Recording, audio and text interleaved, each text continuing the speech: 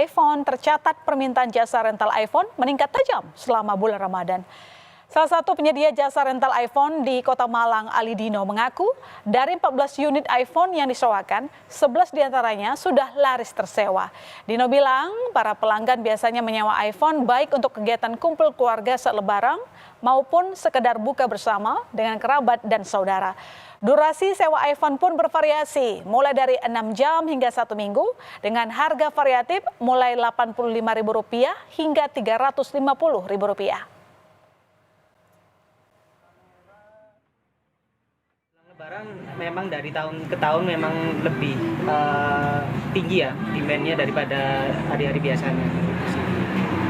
Kebanyakan kalau dari kebutuhannya customer kita itu buat dokumentasi di keluarga, karena kumpul momen ya, mungkin di sana lebih banyak kumpul keluarga, jadi butuh yang kamera yang mungkin kualitas yang bagus, atau daripada mungkin ada yang kalau ribet ya pakai kamera gitu, ya paling simpelnya pakai iPhone aja lah gitu.